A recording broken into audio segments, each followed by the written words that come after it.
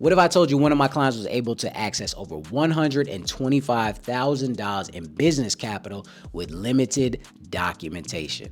I know it's a lot of money, but I promise you it's possible. And I'm going to give you the exact 5-bank sequence that we use and the real credit scores that made this all possible, step by step. So what I want you to do is go grab your pen and paper. No, seriously, go grab it because it's going to be a good one. And without further ado, let's dive in. All right, ladies and gents, business owners, whoever's, really watching this, let's go ahead and talk about Angie, one of my recent clients. She was able to get all of this capital with a new LLC and no business revenue yet and no tax returns or financials on paper. Okay. So on paper, her business was pretty limited when it came to things. It's really a startup. All right. But her personal credit was sharp. And here is what it looked like.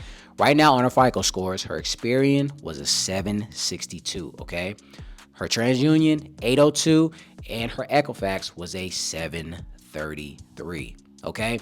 Now, you need to strive for this. These are just the numbers that she had. She had no negatives at all, no bankruptcies, charge-offs, late payments, collections. Guys, I can't stress this enough. This is going to make or break you, okay? Do not have no negatives on your credit report. I don't care how old it is, it needs to be removed. And that's definitely what she did.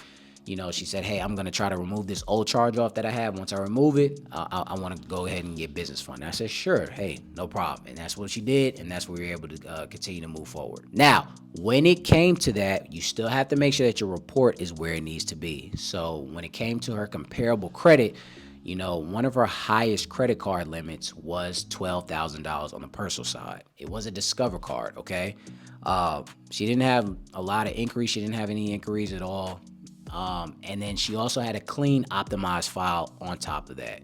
Angie runs a massage therapy business, but she was really just starting fresh. And her goal was to stack as much business capital as possible while having her personal credit still in prestige check. Okay. That's what she wanted. I said, sure, fine, no problem. Let's go ahead and get this started. So here was the game plan. We wanted to get multiple approvals before any hard inquiries could really slow her down, okay? So think of it like kind of, setting up dominoes. You want to knock them all down, in one smooth push, okay? So when it comes to, the business credit stacking, it's all about timing. So if you hit the wrong bank, too late or sometimes too early, the whole sequence can just fall out of place and it could all fall apart. All right. So we're strategic about who we apply to and when.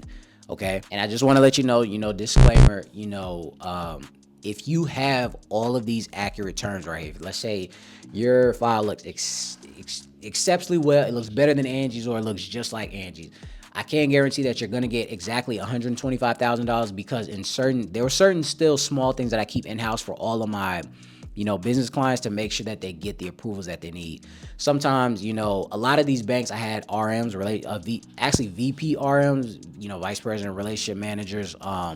So, there were different things in place, but if you try to utilize this sequence, there's a possibility that you can get something relatively close to this, okay? And then also, I just want to say, before we keep going to bank number one, there were a lot of late relationships that were had with these banks, before pulling this trigger as well. This didn't just happen in 2 days, okay?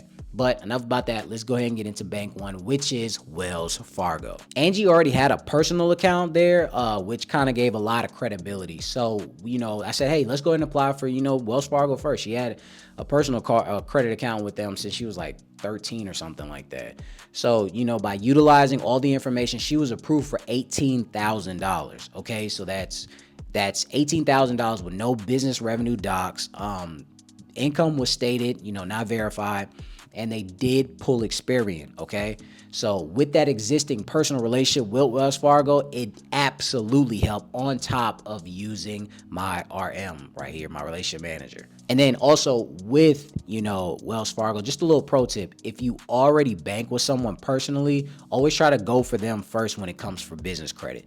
Because if you can show them on the personal side that you're a really good, member, they have no choice or no problem opening up the floodgates for you on the business side. That's for anything. It doesn't matter if it's a big bank or it's a credit union or, secondary, like a regional bank, anything, okay, like Synchrony or something like that. Always try to go for them. Try to go, where you're loved first before you try to, branch out any other places. Now, let's go ahead and go into bank 2 and 3, which is, it's not really bank 2 and 3, but it's Amex. Okay, we kind of doubled up with Amex. First, she didn't have a big relationship with American Express, so we did have to kind of pull some strings in the background to really get her the capital that she was looking for this. But the first one that we did apply for was the Blue Business Cash Plus card. Okay, she did get approved, with a few strings being pulled. All right, but then after that, we immediately went for the Business Platinum card and got another approval. Now, the total amount that she got approved for was $50,000. The first card that we did apply for the Blue Business Cash was a hard pull, but the Business Platinum was a soft pull after that. And if anybody knows anything about Amex, they always, give soft approvals after that first hard pull, meaning that 2 cards, 1 inquiry, okay? And her personal utilization was extremely low, which really helped. It was, I think, at 12%. All right, so again, no business docs were needed, no income, documents, tax returns, or anything like that. Okay, I want to give you another pro tip before we get into the next bank to show you, what you need to, look out for. Again, just doubling down. If you already have history with Amex, you can often get multiple cards without stacking hard inquiries. And another thing, I know I said the Business Platinum card, and a lot of people say, it doesn't have no limit or anything like that, blah, blah, blah, blah, blah. Guys, it always has a limit. All right, they're just not going to show you right then and there or on your credit file. There's only a threshold that you can go up to. A lot of people have these charge cards and they don't even know that their limit is $5,000. So just understand that, moving forward. So it was 25 and then 25. All right, but let's get into the next bank that we actively used. The next bank that we used was Navy Federal. I know Navy Federal isn't going to be used for everybody, but you can use a similar, credit union to kind of use it up under your belt. Navy Federal will forever be a great option if you're a member or a family or have a family connection with them. Okay, Angie qualified, through a family member, and she basically went for it. She had a personal relationship with them for over a year and a half, if I'm not mistaken. I'm not saying yours has to be a year and a half, but I'm just telling you what she has. Of course, when applying for Navy Federal, they always want to see that personal relationship before they give you anything on the business side. You can't just jump over to the business side. They always want to see personal first, then business. Always remember that. Now, when she applied for their biz card, she did get approved for $15,000. I think I said this in the last or earlier video, something like that. Navy Federal normally gives that $15,000, approval, always. I've seen some people get $25,000, $30,000, but after that, they start asking for, documentation and stuff like that. So it's something to really look out for. Now, they did pull Experian again. So of course, as you know, Amex, they did pull Experian, and of course, Navy Federal, they pull Experian on the business side. It was no income documentation that was needed up front, but heads up, I just want to tell you, Navy Federal sometimes, request documentation later.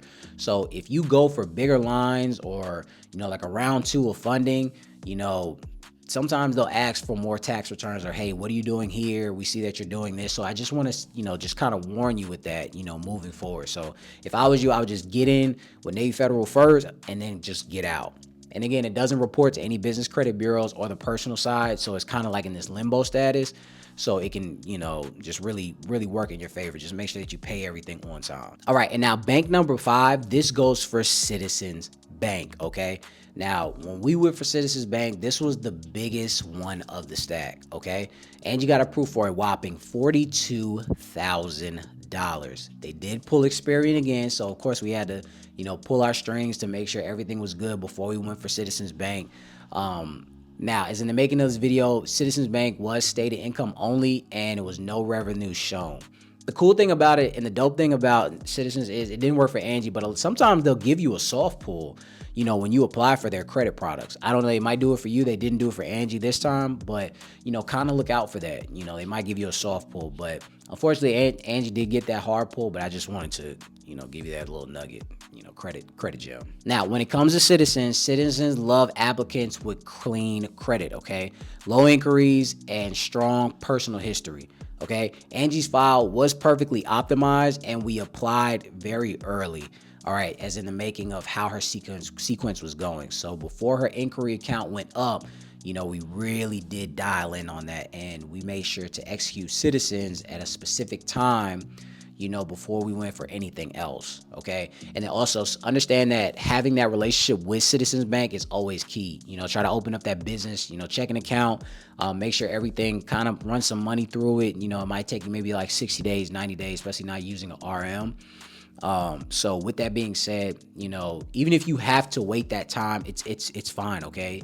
If you want 42,000 or the maximum of $15,000, it's definitely going to be worth it. All right. So those were the 5 different, banks, or pretty much 4 because it was a double pull, but let's kind of recap what Angie got again. So with Wells Fargo, she got $18,000. Amex, we double dipped twice. We got 25 and 25. So that's $50,000. And then Navy Federal with a whopping $15K. And then with Citizens, the highest one that we got, $42,000, equaling to a total of $125,000 in capital. So that means we use stated income across the board, no tax returns, a mixed relationship when it comes to the banks of soft pull lenders and of course hard pulls, smart sequencing to avoid getting shut down by inquiries. Again, it's not magic. It's just all about timing and structure and credit strategy. And then it basically just at the end, just execution. So if you try to use this sequence the correct way, then I promise you're going to see, high limits as far as maybe even 50, even $100,000 in capital, just like Angie. Okay. But understand that, it's not a one size fits all. You got to make sure that certain sequences with certain banks are used properly so you don't run into any roadblocks or issues or anything gets shut down. So again, with all this, make sure that your, credit report is in order. Make sure your business credit scores and business credit information is correct as far as everything is uniform on the business side, as far as EIN, articles of organization. All of this information right here is, optimal as well. Make sure you have a low risk NAICS code, low risk industry. And I promise you, all of the capital that you're looking for is literally on the other side of that. So the only thing that you have to do is make sure that you're organized. And I promise you, if you execute this properly in the right order, there is a possibility that you're going to get the right amount of funding that you're looking for. Just make sure that you do some due diligence. But let's just say that you're watching this video and you're like, hey, Eric, I know that you gave us the banks that we're using, but I don't know when to do this, when to do that. I know you probably didn't give the whole thing. It's totally fine. I get it. So if you want a handheld process that's really going to help you access 125K just like Angie, then what I want you to do is click the link below right now to sign up for a capital consultation with us, because we're going to help you structure your credit profile journey so we can access the right funding sequence specifically for your credit and your situation. Make sure that we line up the banks in your area so we can get you 125, 150, or even $300,000 in capital, because all you need is the right systems, the right relationship managers, and the right execution. And then after that, you'll be able to start and scale your business. Again, click the link below right now so you can access all of this. And I promise you, we are going to help you get everything that you need so you can actually activate your goals. Okay. I want to thank you guys for stopping by. I really hope that this kind of helps you and shed some light on how it's possible, on how everybody else around you is getting capital so you can do the same exact thing. Again, I want to thank you guys for stopping by. And until next time, ladies and gents.